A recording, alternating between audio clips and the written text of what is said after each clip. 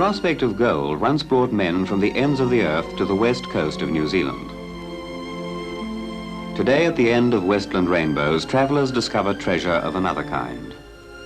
The diamond sparkle of snow-fed rivers, emerald hills of native bush, the golden crown of kingfern, and the shining silver beauty of New Zealand's highest mountains. This midsummer's morning, an old prospector's trail along the banks of the Waiho River leads to high adventure for Elizabeth McCormick and her husband Peter, the mountain guide, and their friends Kathy, a school teacher, and John, a student. Through the golden toy and into the cool bush, they set out on a journey which they will always remember.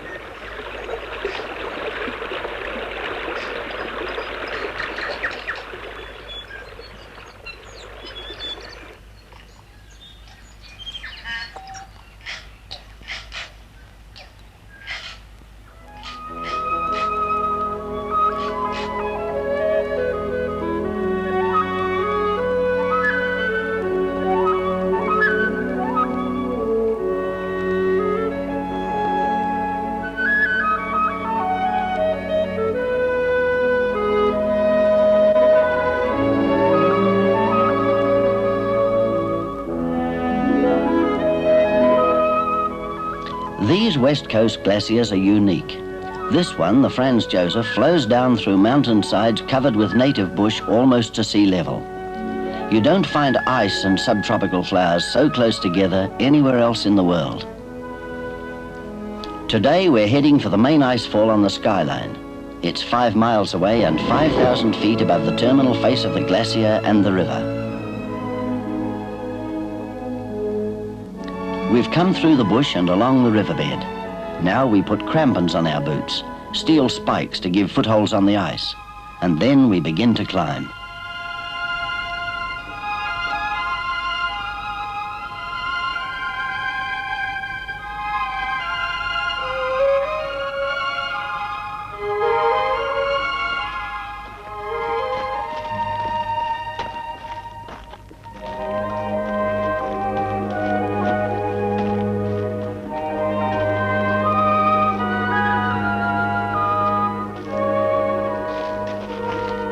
After 3 hours steady going, we're getting near the lower ice fall. Here, the glacier's moving down at the rate of about 16 feet a day, and we feel very small in the middle of a river of ice nearly a mile wide.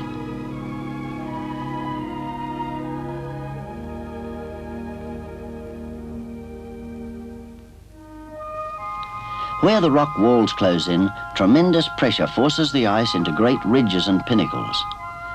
Some of them are streaked with reddish dust carried across the Tasman Sea from desert storms in Australia 1,000 miles away.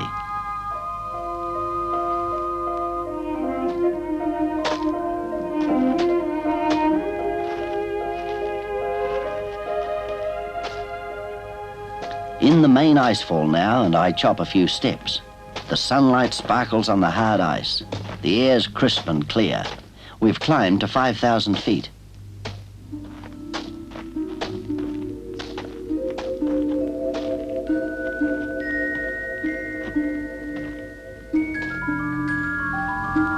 We're making our way to the north side of the glacier. Here, the ice is compressed to fantastic shapes by a high buttress of solid rock.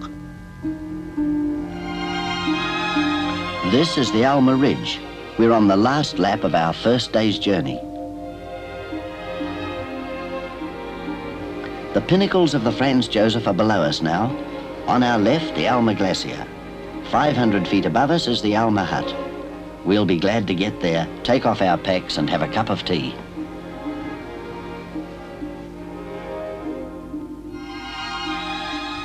The Alma Hut is a welcome sight to mountaineers in storm or sunshine, a life-saving refuge for lost or injured climbers, and an overnight resting place for mountain travelers like Kathy and John, enjoying their first alpine crossing in perfect weather. Now, while the glacier climbers move into the hut and get a meal going, high above them flies a sightseeing aircraft from a hotel airfield on the coast, giving tourists a new angle on the snowfields and glaciers of the Southern Alps.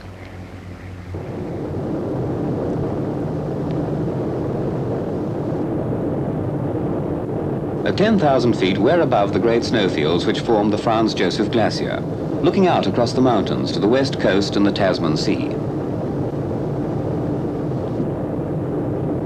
Below us, the 100-foot pinnacles and deep crevasses of the main icefall look quite small, until we fly in for a close-up on the way back down the glacier.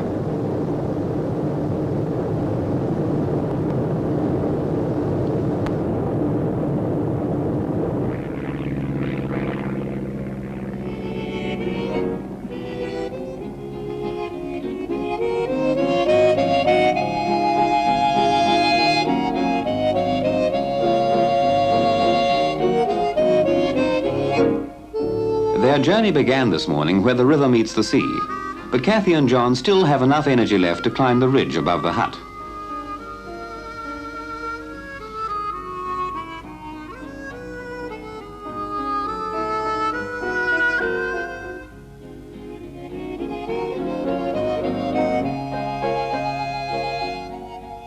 Near the top they find a mass of rock crystals, a vein of quartz embedded in the granite of the ridge.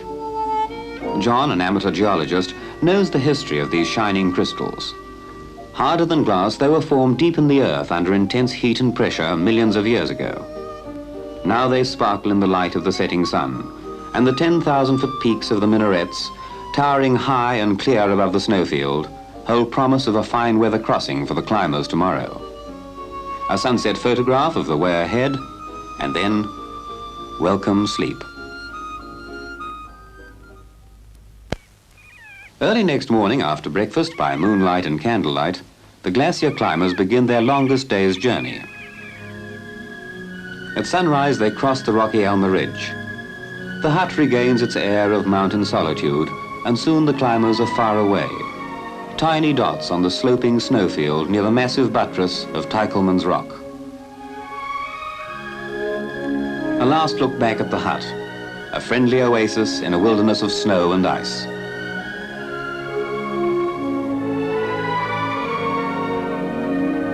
Now they're getting into crevasse country, and Peter, especially mindful of his party's safety in places like this, ropes them together.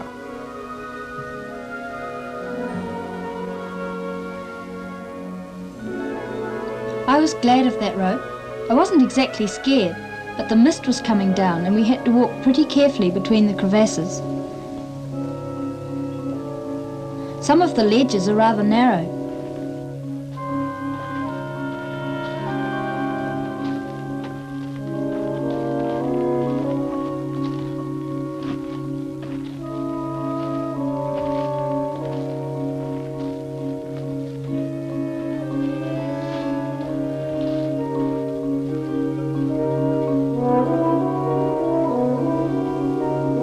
When the sun comes out, we all begin to feel more confident about crossing snow bridges.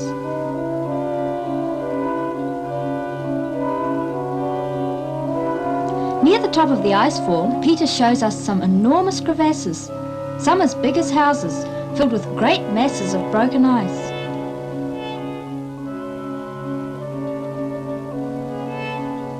Beyond the crevasses, the going is much easier, though still uphill. We're crossing the catchment area of the glacier, about 6,000 acres of perpetual snow, and although the sun is shining, there's a chill breeze blowing. We're 8,000 feet above sea level now, and thankful for a spell to put on warm gloves and parkas.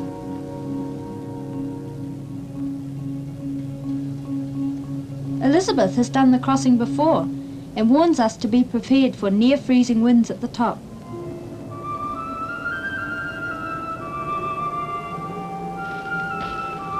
A last check on the rope and we're away.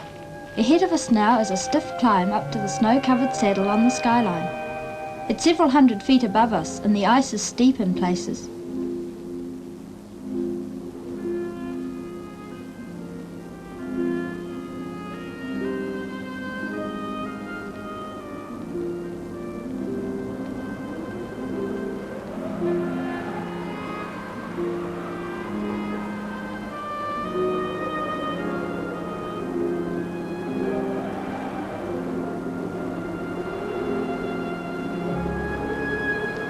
Elizabeth was right.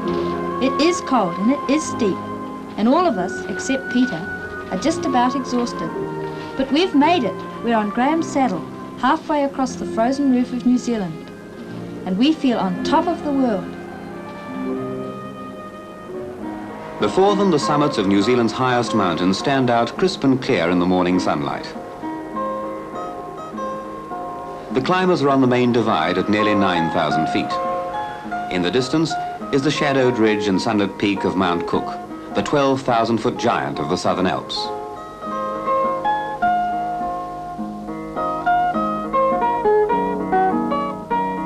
Here on the Alpine Pass between Canterbury and Westland, the climbers rest and refresh themselves for the next stage of their journey. The pleasant custom of sharing a tin of pineapple on Graham's Saddle is observed by most of the climbers who make the crossing. About a dozen guided parties make the trip during the summer months.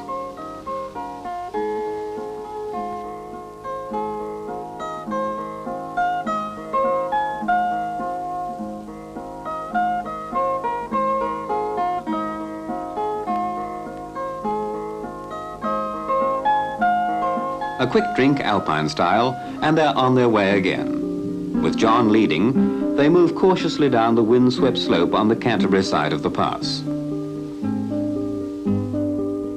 Peter, sure and steady, is on the end of the rope, ready to secure the party instantly if any of them should fall on the steep 4,000-foot descent of the Rudolph Glacier.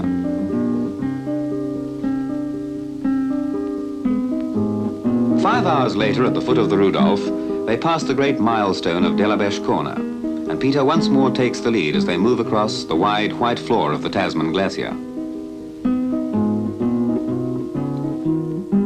Now it's more than 12 hours since they left Alma Hut. They're tired as they cross the rugged moraine and begin the climb up a stony ridge to Malte Brun Hut on the last lap of their second day's journey.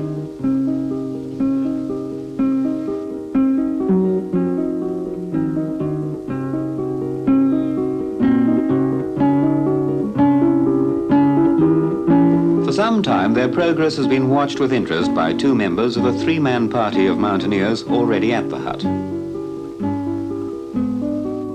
A few minutes later, the glacier climbers have the unexpected pleasure of meeting Sir Edmund Hillary, Murray Ellis, and a former chief ranger of the Mount Cook National Park, Harry Ayres, who offers them a typical mountain hut welcome.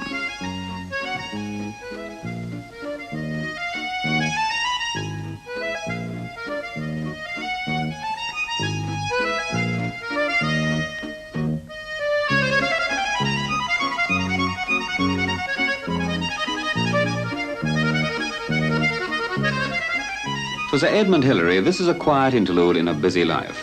A few restful days in the mountains where he took the first steps to the summit of Everest and the plateau of the South Pole.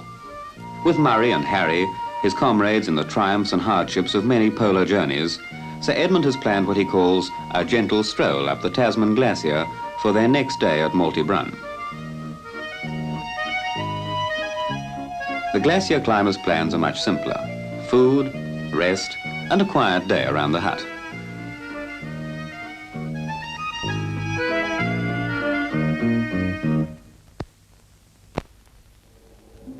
The shining morning face of Mount Cook welcomes Sir Edmund, Harry and Murray into a fresh, cold world of ice and sunshine. The gilded peaks of the minarets forecast a good day for a 10-mile walk on New Zealand's longest glacier. Leading the party this morning is Harry Ayres, an outstanding mountaineer who spent much of his life amongst the peaks and glaciers of the Southern Alps.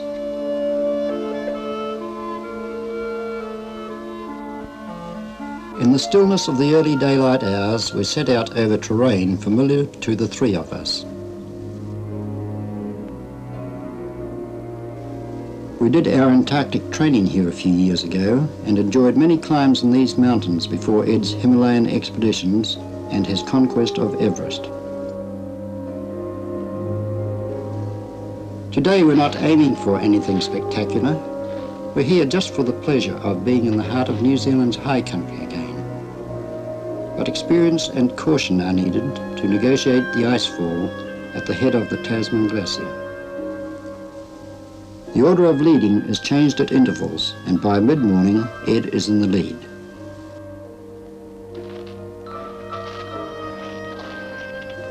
On On this ridge, the heat of the sun has already softened the snow and progress becomes slower and more difficult.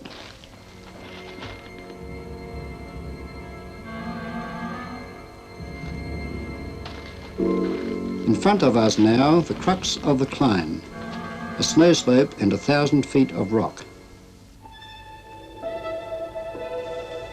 Soon we're at grips with the rock face.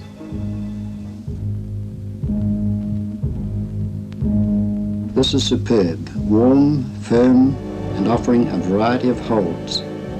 Yet here again it is necessary to move with caution and to remember the essentials of safe climbing.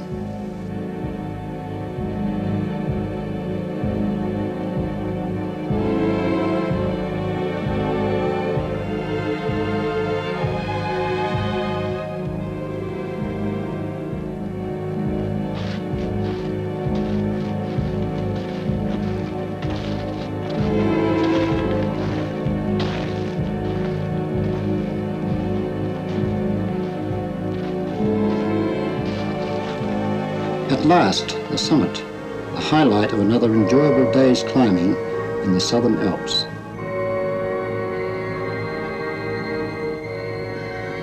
High above them, the view from a tourist aircraft encompasses in a few seconds the Glacier Climbers' 2-day journey. Through the bush and up the Franz Josef Glacier. The hazards of crevasses. The long slog across the snowfields.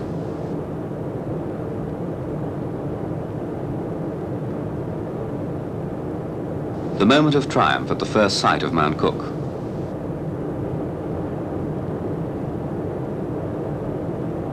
Then the crossing of the main divide, the descent of the Rudolph Glacier, and the trudge along the wide Tasman to the welcome shelter of Malte Brun. Back at the hut from nature's own refrigerator, Peter takes some of the raw materials for a satisfying meal for hungry climbers.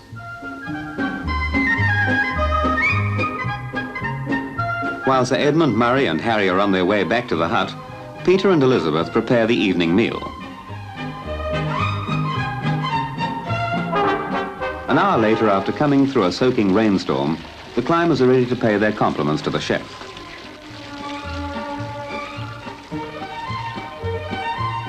Soup and stew, the traditional specialty of mountain hut kitchens.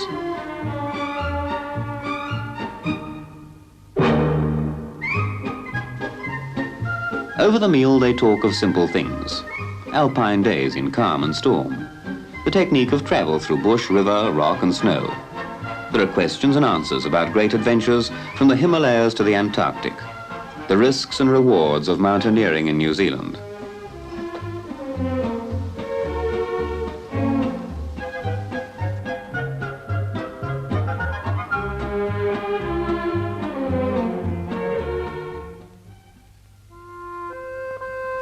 The last morning at Malte Brun. Today they return to the workaday world.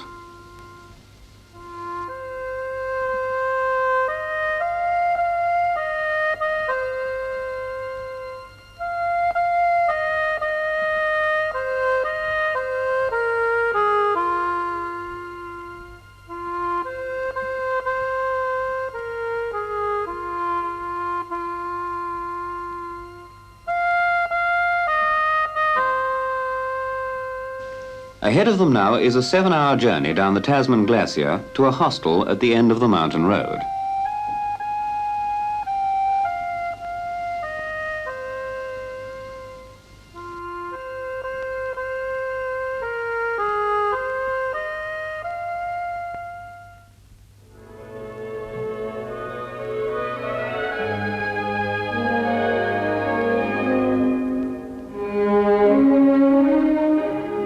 In the early afternoon, they reach their destination, a modern hotel in the remote high country of Canterbury, the Hermitage, Mount Cook.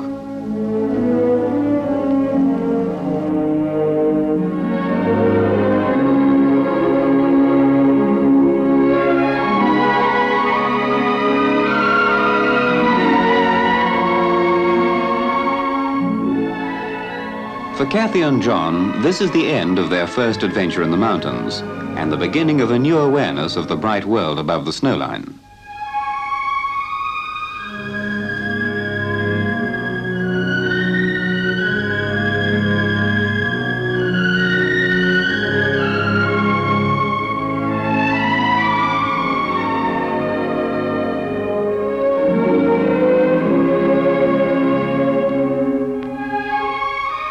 Glacier Climbers have travelled far and in good company. They know the enchantment of high places, and they'll return year after year to enjoy again the magic and majesty of the Southern Alps of New Zealand.